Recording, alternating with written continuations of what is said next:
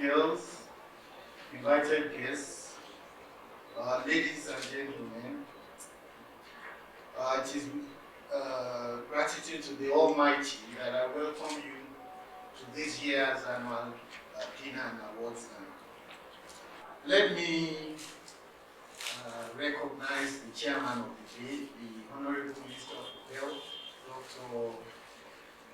Osage Ehanire, for at least agreeing to be the chairman for this year.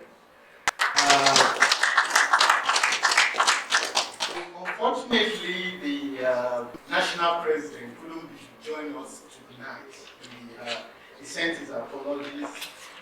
I will also want to recognize that tonight we are honoring two distinguished boys, Pastor Ulujuibe and the Honorable Minister for Mines and Still Development. We are contributing our own quota to the development of GCI. We have done so much in terms of the educational foundation, in terms of supporting teachers. I think we deserve a round of applause for that.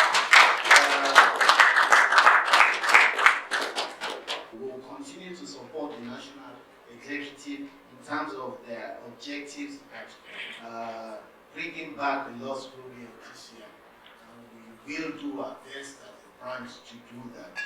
I would like to say that we are here to felicitate each other, remember the old school, and then wish ourselves a Merry Christmas, looking forward to next year. So let me thank all of you for attending. God bless us all. God bless GCI. God bless the Federal Republic of Nigeria for GCI. Thank you. The chairman for today's event, and it is no other than our own, whom we're very proud of, who has done great things in this country, who has kept the country safe. Dr. Osage Ehanire, 1959 set. With a round of applause, let us welcome the chairman to the podium for his address. It is that time of the year again, towards the end of the year, and when you are invited to this end of the year celebration, you know that Christmas is knocking at the door. That is one of the first activities of that season. And so, we must all be thankful for this day, for this opportunity to reunite, for this opportunity to flash back to our experience, our individual experiences in a common setting. That was Government College. That's Government College Ibadan. You have experiences that we treasure, things we remember, things we laugh over, those things we believe we have learned that make us what we are today, that took us to where we are today. The MC spoke about what has been done so far in trying to curb the COVID-19 pandemic, preventing horrors that occurred in other countries from occurring in our country. Thank you very much for that. But I want to be quick to remind that we are not out of the woods. It is not yet over. I'm sure everybody has heard here that a couple of days ago, a new variant was identified in Botswana. About 100 of them now, and it's caused a big scare, a crash even in the stock market. We in Africa who have always been at the receiving end, even when it came to getting reagents and test kits and personal protective equipment, least prioritized. When it came to vaccines, we were also the last. And today we are barely hovering. The lucky ones are about 10%. Most of Europe are 70%, 60, 70, some even 80 vaccination. So my advice again is to say that let us not drop our guards. Let us continue to take care of ourselves and of our families and of our environment. I want to appreciate the work being done by the National Committee in trying to revive GCI and bring it back to its old standards. And I also commend all the branches who are struggling, who don't give up, who mobilize all the branches and all the people to bring something to contribute towards getting GCI on street. I understand that we have prospects of being able to have a better hand in managing the school. And when I say we, I say the whole Boys Association, which will give us an opportunity to be able to try to shape the destiny of the school from now on. I hope the government continues to collaborate. So, dear old boys, I treasure this get together and this union. I treasure the fellowship, companionship. I urge you all to enjoy the evening, sing, as they used to say, eat, drink, and be merry. It begins now. Thank you for your attention. Mr. Olayinka Arasi, he will give the speech on behalf of our national president. And we are calling as a part of the program. For those of us that know Dr. Wale Babalaki, he holds the association a very high esteem. Unfortunately, for circumstances beyond his control, he was unable to make it to Abuja this morning.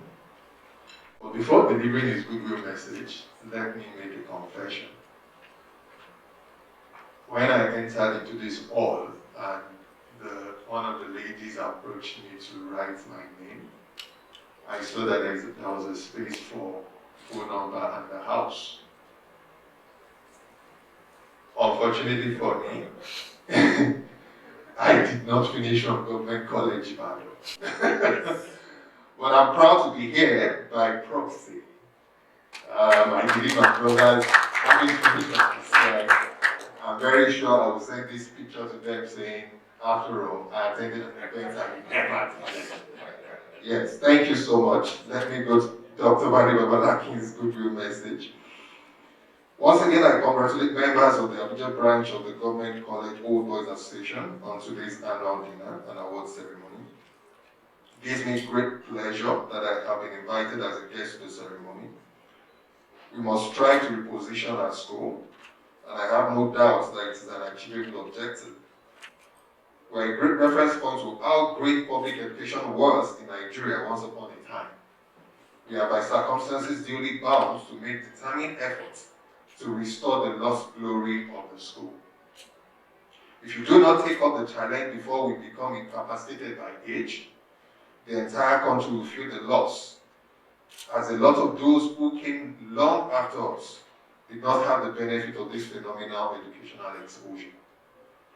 I continue to confound my children when I describe to them the quality of education I had in my secondary school at a very reasonable cost. Sometimes I tease them by letting them know that I was fortunate to have a better secondary school education than them, even though I was forced to pay a considerably higher amount of money as school fees for their own education. I want to seize this opportunity to appeal to all old boys to visit the school as frequently as they can afford to.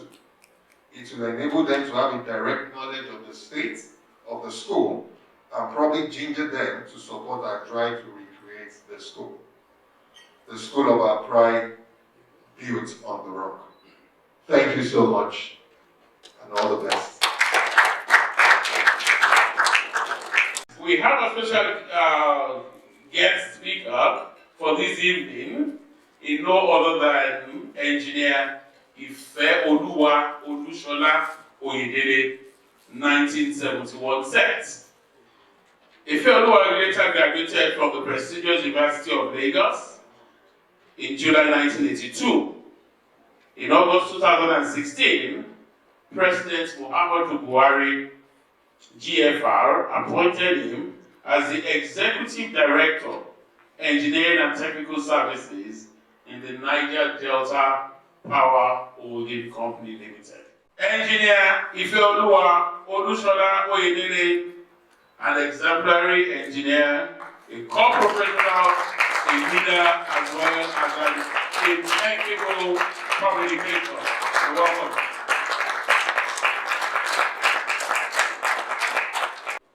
My grandson, a hundred please. My child. Well, I call him my grand. He doesn't even like me to call him grandson. So you can imagine if I call him great grandson. I will start on my table until finish today. Or maybe go and cut grass on Sunday. You know. My child. Madam, please. My child. Oshaju Igbe, please. Oluchi Igbe, please. My boys, I don't know if I have any other two here today.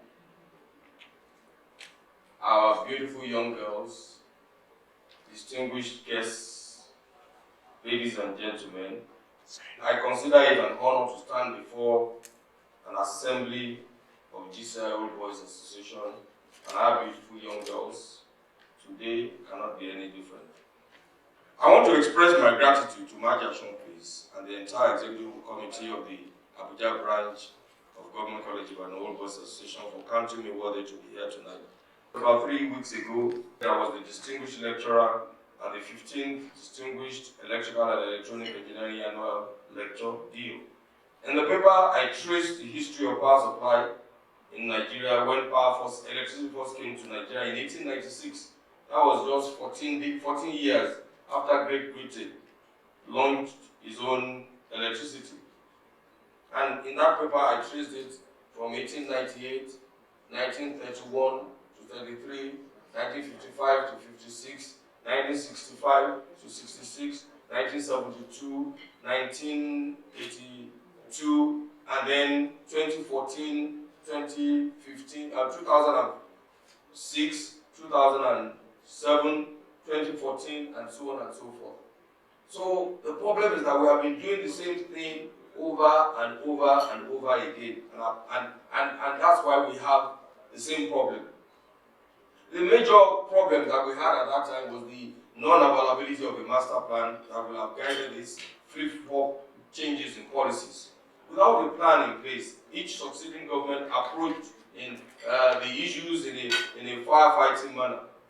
We should be surprised to know that Nigeria indeed had a 30-year master plan, which was prepared by a renowned engineering firm called Tractable. The plan considered Nigeria's population growth, rural to urban migration, growth of our cities, industrialization, and so on and so forth. It also had 5-year rolling plans with specific targets to achieve in each 5-year cycle. I'm sure that those of us who are old enough will remember that during the government of General Yakubu Gowon, he still, at the beginning, was practicing what we call the National Development Plan, and he had the 5-year rolling plans, you know. Regrettably, that master plan, together with all other sector master plans in health, education, transport, housing, plus others, were thrown out by the military government, who saw abundant revenues more than the day-to-day current expenses of running the country. As far as they were concerned, the lights were on at the time, the phones were ringing, but they could not imagine the explosive growth that will come 20 years after. So, to them, those surpluses were there for the taking. We are yet to recover from the damage done almost 40 years down the line and subsequent inconsistent government policies. And we, the politicians, appear to have learned all the bad lessons from the military, and maybe we do it better. Because each regime wants to do so much within 4 years. They look at their term of 4 years and they want to do something that with which they will be remembered. And so that's the reason why they don't believe in all of these master plans. in a not too different fashion, the mistake made by successive governments is their refusal to ensure that the right professionals are allowed to drive important processes. In the last maybe 20-something years, lawyers have been running the power sector in Nigeria. It is not a legal battle and is never going to be solved in the Supreme Court. There are purely technical problems. And Nigerians have professionals of standard, even within Nigeria. If you go to the underground in London, if you go to the Tesla factory, if you go to the nuclear factory in America, the airspace, there are Nigerians who are involved in the design and construction of those sciences that people use to achieve all those great feats. But here in Nigeria, we abandon them. Distinguished guests, ladies and gentlemen, I make bold to say that it is time that Nigeria discards all these unprogressive ideas and return to the practice of meritocracy. It is the absence of meritocracy that has allowed people to begin to look at where you come from, who you are, how you pray, who you know. It's a disaster. And we must be bold, even if some people will benefit from it now. Eventually, things will even out. We must immediately prepare a credible long-term master plan spanning at least 30 years, broken into 5-year rolling plans with practicable and realizable targets. We need to restructure and strengthen the regulatory agencies and make them truly independent of political or government influences. The agencies must be manned by people of proven competence, experience, and demonstrable integrity. Government must present a coherent, united face with consistent policies. The present fragmented approach is not working. We have about 25 agencies in the power sector today. 25 agencies. And every one of them work in silos. This one does not know what this one is doing. This one does not know what this one is doing. You know, when I was going to deliver this the lecture, and somebody, I sent it to somebody to preview it. He said, you are going to lose your job. And I said, I had packed my things out of my office many years ago. I had packed it out of my office. But, nobody can shut my mouth. We must speak the truth. And we must move this nation from one point to the other. We need to align investments to ensure effective and measurable progress to avoid unnecessary overlapping. There is an urgent need to revisit the privatization to bring in new players with verifiable financial and technical capabilities. The present privatization of the electricity sector has failed, and there is need to go back to the drawing board. The amount of debt owed by the military, the police, the ministries, the agencies to the power sector is very heavy. Please permit me to return to where I left off as we draw a nexus between building a great nation and the benefit of our trading in GCL. If we must continue to make meaningful impact in society, we need green determination. The world we live in today is so different from the world we grew up in. Of course, you can all see it from even GCL. The challenges today are extremely grave and highly daunting. However, I believe that we're a special breed, toughened in a peculiar way. I have heard it said that GCI boys cannot operate in the difficult terrain of politics. I totally disagree. If our grandeur, Dr. Osage Ehanere, is the Minister of Health, my boy, the Minister of Mining, Development, my humble self, with a few others, can survive the murky waters of politics without staying. And I underline that, without staying. There's no reason why others cannot. The truth is that, like the Holy Bible says, we are the light of the world. Unless light confronts darkness, it cannot overshadow darkness. If we are satisfied with staying in our comfort zone, this generation will pass away without feeling our impact, and all that we have imbibed in GCI will have been wasted. The chairman of this occasion, Dr. Osage Ehanere, my other grandchildren here present, my tios, my boys, our ever beautiful young girls, distinguished guests, ladies and gentlemen, my charge to you, GCI boys, is that it's not too late to get involved. There must be something you can do to help those who are bold enough to come out. Let your voices go where they cannot go. Make resources available to our brothers. Serve as their think tanks. Just do something so that our lives can be produced in government. I wish you all Merry Christmas and a very happy Christmas. I wish we could have GCI boys in all of the positions. And Nigeria, listening to our guest speaker, will certainly be a different country. Thank you very much once again, sirs. We'll take a few responses from what we have had tonight, with your permission, Chairman, sir. I remember very well. I was in Form 1, then engineering was in Form 5. Yes, like you said, it was a quiet one. Well, my question actually is, we made mistakes in the privatization process. But what is the way out of that? Obviously, we made mistakes. The people that took over this discourse, especially, are not the right people. They were not prepared for it. The technical knowledge is lacking. Obviously, they're not ready to put the funds in. Now, the mistake has been made. I had my job in his address saying, yes, maybe we should do this. These people will fight, they will not give up so easily. So, it's saying we are stuck. It's a karma. Where I had these people have this, they're not willing to put the kind of investment in, and we still not able to get out. I know myself, I try to shed some light on that. Thank you so much. I live in that part of Lagos called Bangalore, and we have an agreement with the suppliers, the service providers, for us to have close to 24-hour service per day, for which we pay high premium. We were skeptical in agreeing with them, but eventually we did. The first few months were good, but as I speak to you now, we're not satisfied with the service, and they kept on increasing the tariff. And it's a take it or leave it arrangement. Where do we go from here? First, I'm not sure with Wagner at all. In Butushi,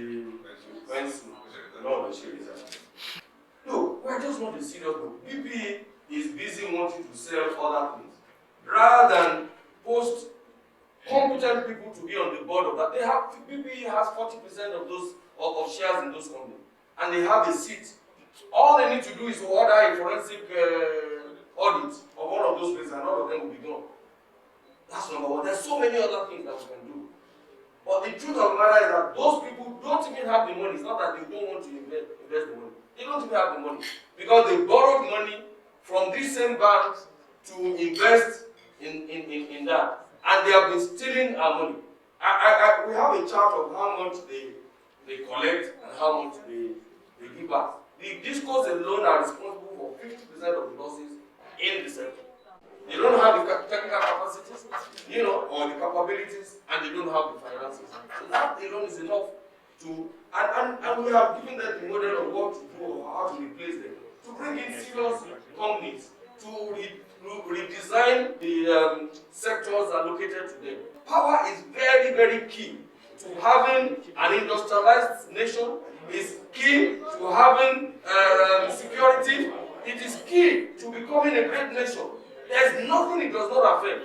Government should have from day one in 2015 declared a state of emergency in power sector so that they can do so many things without the law. And that's what government should do now. It's not too late. We should do it because everything is dependent on it. I'm surprised that that's happening to you in Magudu, because I live in Ikeja GRA and we have the same arrangement. We have not been having the same problem as you. No.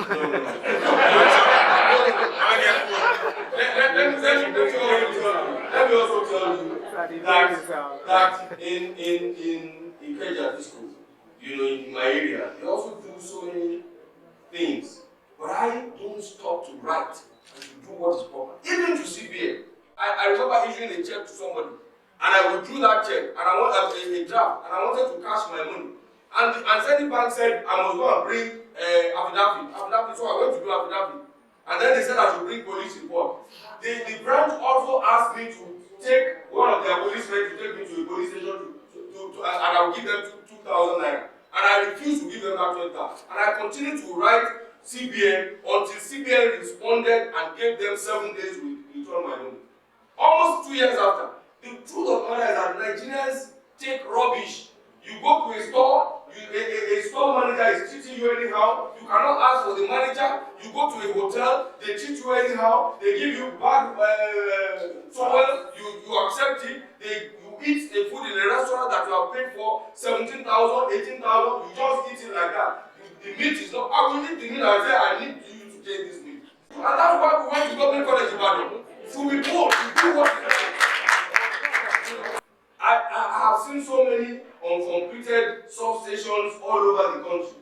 Akure, I told my governor when they wanted to sell our power plant that you cannot sell the power plant. Why are you going to sell it? Akure substation has been there for 5 years. It is 90% completed. It has not been completed.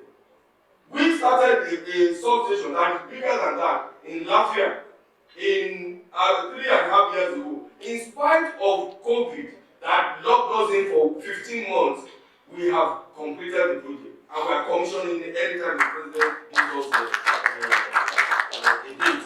So it is possible. I have said it many times. I dare any contractor. I've said it on television. Any contractor anywhere in the world that will come and stand before me and say, I have a deal with this man. I'm giving him so much. And this contract, he got this contract, for me, so that I can do it for him. I have challenged them. When I was campaigning, I said it on television. When I was being interviewed, I said it on television. Let them come and challenge me. I don't have the telephone number of any of my contractors on my phone. I tell them, I'm not your friend. You are my contractor. If you have any problem, you can walk into my office anytime, any day. But when I leave this office, if you now become my friend, then I will give you your number. I'm sure that when I leave office, I will live the same life that I'm living today. I will not be depressed. I will not be expecting my telephone to ring and no. I used to be the chairman of my estate, and because of the virtues I learned in GCI, I write a lot. And I can tell you, you get results. Right? We formed another style. A lot of government parastatals don't like being in the press. So we call the press and we make them look, I won't say bad, very good, and we get their attention. So GCI boys, keep writing. I'm really glad to be here. I feel I'm among family. And the guest speaker really gave a thought-provoking speech. And I want to say that if all of us in our respective corners would live by the ideals of those things that he talked to us about, Nigeria would be a very, very, very good place. So most of the time we are proud that we want every other person is doing something and why should I be different? Please be proud to be different. And carry on the ideals of the schools that built us. I'm sure there is hope for Nigeria. And as much as we do that too, we should invite it into the younger generation, our children, our grandchildren. The values in being upright, in being forthright, in being a person of integrity. God help us. I wish Government College Boys Association more wins, because you're winning. And at our own AGM meeting about 2 weeks ago, the guest of honor too was your international chairman, Mr. Wale Babalaki. And he actually challenged us. And we will be by his side, reviving our schools. Because those schools really put values into our lives. And it has made us what we are today. We can hold our head anywhere. Like the said he didn't have to know anybody to get into the government college. And I think in our days too, St. Anne, you entered on merit. And you meet so many beautiful people, so many different people, and it actually helped to ground us and make us what we are. Congratulations, DCA, OBA, Abuja Branch. And I wish all of us a Merry Christmas and a Happy New Year. I'll have my secretary, Mr. Oki, because we have the younger ones here more, to quickly tell us about the endowment fund and how we can all participate. Why should we have an endowment fund in place? Now, there are a number of schools that we admire and envy all around the world, and we have seen that they run on a model which is more or less the same.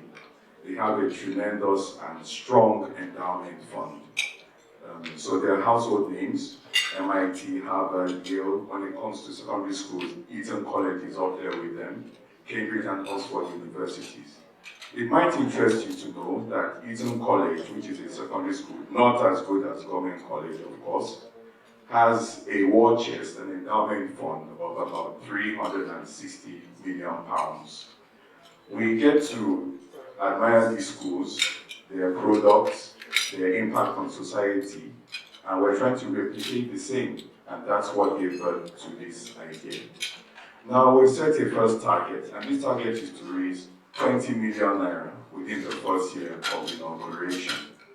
The idea, as is with all endowment funds, is to ensure that we get returns on this investment, and the returns are what will be used in perpetuity, and we will not dip into the capital. There are a number of projects every year, and we've come to realize that there is a regular pattern. They're more or less the same projects. Innovation of classrooms, laboratories, utilities, maintenance of existing structures, and so on and so forth. We also have some laudable projects like the payment of GCI alumni sponsored teachers and other general activities. Now, the reason why we're setting this up, number one, is to address these issues. Number two, we want to be more strategic with our interventions, our fundraising. We don't want to do a sort of firefighting and crash approach, whereby we identify a need and then raise money for that particular need, then go back to sleep. If we have an endowment fund running in perpetuity, all we need is to dip our hands into the returns in a more strategic manner. And also, last but not least, to support ongoing activities and efforts by the alumni national body. So we will not be done in isolation. We will connect with the national body to avoid duplication of activities and projects. We'll be reading a small citation on each of the two people we have tonight, Pastor Yomi Olujuigwe and architect Olamileko Adegbite. Now we invite Pastor Yomi. The citation of Pastor Olujuigwe. Yomi Olujuigwe is a media consultant with well over 30 years experience in the industry. Trained as an agricultural economist at the University of Ife, now of Afeneholo University, with a master's degree, Government College, Ibadan, 1969 to 1974. Got the prize for being the most promising Class 1 boy at the end of first year in school in 1969. Was named the Swan of the Year in Class 3, an award exclusively reserved for Class 4 boys. So he was way ahead of his time. Was Housemaster Secretary in Lower 6th Form. Was named Head of House, Swastin, at the end of school year 1974. But had to leave for the university. Was with RT Preschool, Lagos, Sales Executive, 1981 to 1982. Cocoa Research Institute of Nigeria, Ibadan, Research Scientist, 1982 to 1986. Ogun State University, Agowe, now Olabisi Onabanjo University, lecturer in agricultural economics, 1986 to 1987. Foyo Consultants Limited, Ibadan, manager, 1987 to 1998. Became technical consultant to the Organo-Mineral Fertilizer Project, financed by the federal government of Nigeria. A collaboration between the Agronomy Department of the University of Ibadan and Raw Materials Research and Development Council, 1992 to 1995. Became pastor at the New Covenant Church, Abuja, in 1998. And between 1998 and 2017, when retired, the church grew from only one branch of about 35 people to 10 branches of over 1,500 people, with additional reach of well over 10,000 others across the globe.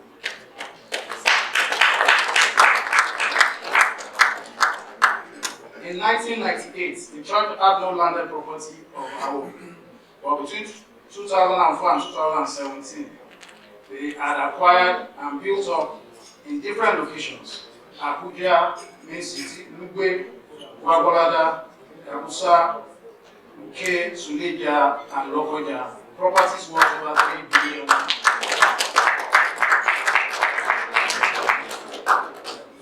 2017 to date. Involved in media training for young graduates desiring to become video journalists, for young graduates who want to become agric reporters, for Christian ministers, the culture of media and ministry, for leaders in business, industry, the culture of virtual meetings, public presentation, production of documentaries for development organization. 3. Facilitating live broadcasts for seminars and conferences. I present to you Pastor Yomi Olubigbe. Yomi, we used to call him Oshach, but we call him Oluj now. So it is my singular pleasure to present to you this award from the Government College Old Boys Abuja branch in recognition of your meritorious services to the nation, and especially to the growth and development of our branch. Congratulations.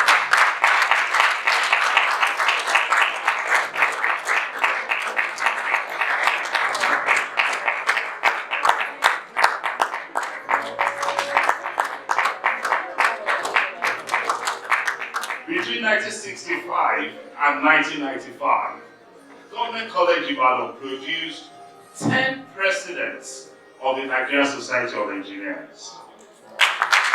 Between 65 and 95, from S.O. Fadamsi to Obi Obembe to CSO Akonde, Falui, the list is endless. In other words, the batch of classmates were handing over to classmates. But there's a reason why I'm telling that story. You could read the history of the Nigerian Society of Engineers.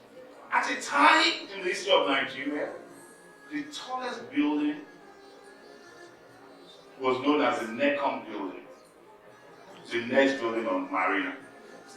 It was a structural feat on the continent of Africa, because it was the first time such a building, I think 21 or 30-story building was, 25-story building was designed and engineering done by an African. A short man in stature, but tall man in achievements, a man called Obi Obembe, who was also one of the past presidents. In every class set in GCI, there are 50 trained engineers. Every class set. I would invite one of those who has been such a great ambassador of GCI, who is also currently serving his country today. Olamide Kwajibite.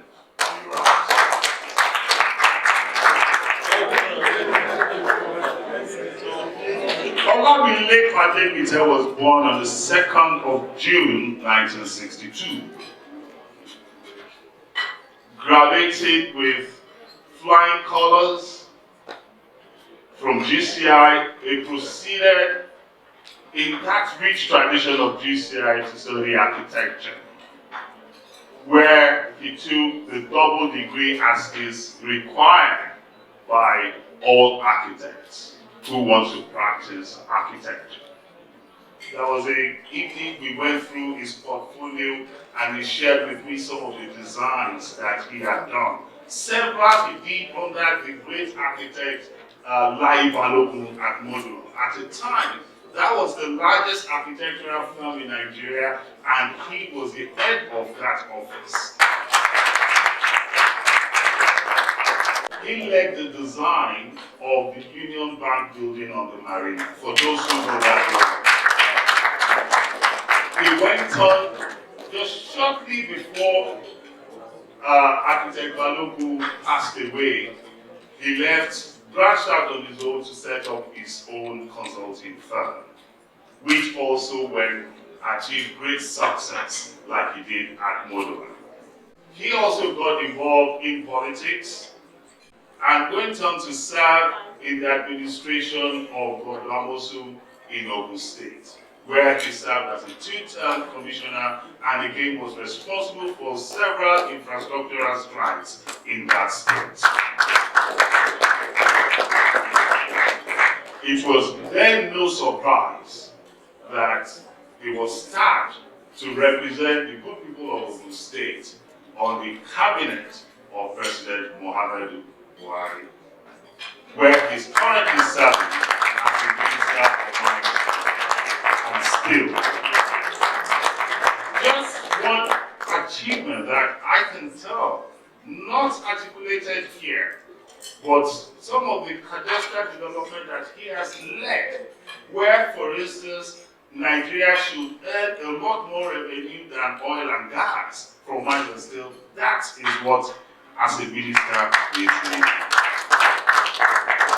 Please, Dr. Osage Hanire, Member of Cabinet, Minister of Health, Federal Republic of Nigeria, to present the Abuja Award, Distinguished Old Boy Award, to a colleague minister, a fellow GCI old boy, both of them distinguished gentlemen par excellence. Thank you very much. On behalf of the Government College Basketball Boys Association, Abuja branch, it's my honor and privilege to give you this token of recognition and respect brought together by our colleagues, all of us at Government College, who are from the college Basketball. Honor you, thank you also. We bring you good fortune.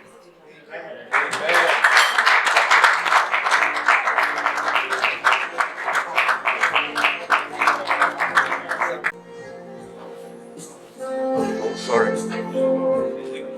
It's such an honor to be recognized. I've only been in Abuja for so many years.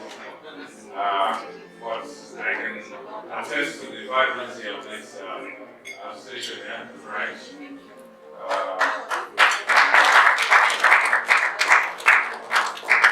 I started branch activity in Lagos, right when I was in university.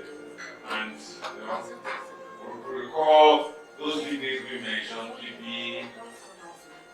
and so many others, they used to host subject.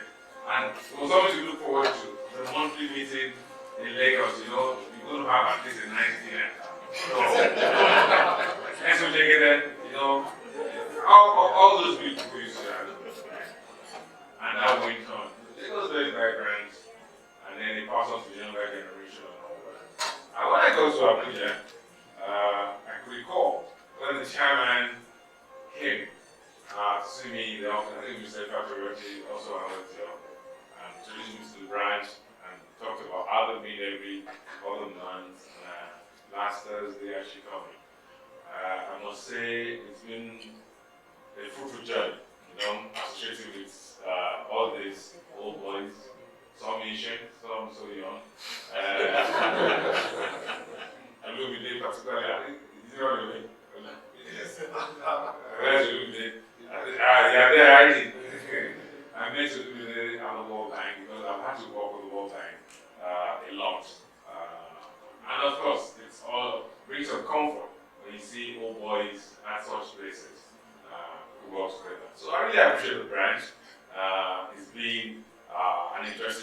so far, but at the end of the tenure, go back to Lagos. Thank you so much for allowing me. Thank you so much. Mr. Chairman, please permit me to stand up existing protocol. And also permit me to make one last demand publicly of our guest speaker, Very Village. I'll be very brief. My neighbor came back from a long trip to his house and to an unkempt compound and came on an emergency call. He had seen a big snake in his house, which found its way into the sitting room. So we got 6 of us together and we grabbed whatever we could find. Gloves, little bats, hockey sticks. So we went to the sitting room and we saw the snake and we said, yes, we are in trouble today. So we locked the door so that it should not escape. But before you could cry out, never went.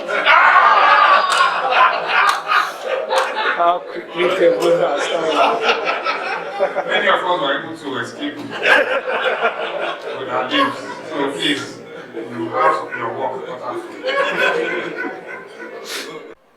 If you read Wikipedia today, you will see that Government College Ibadan was adjudged the best secondary school in Nigeria based on results at ordinary levels, the number of distinctions and the number of 6 credits who are number 1.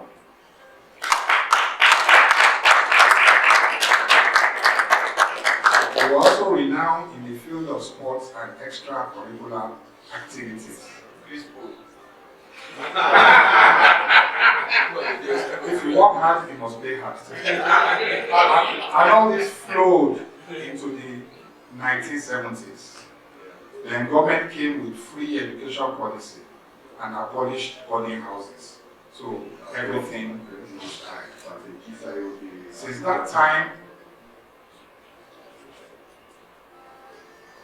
Gabriel Akindeko, 1930, CSO Akonde, 1941, Lale Kunware, 1948, Banwo Smith, 1959, Biodun Jolasho, 1964, and now Olawale Babalaki, 1971, have led old boys and they have been working assiduously to reclaim the school and reposition it for the greater glory that it was known for.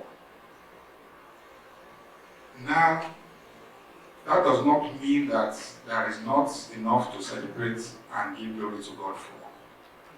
We Nigerians were irrepressible.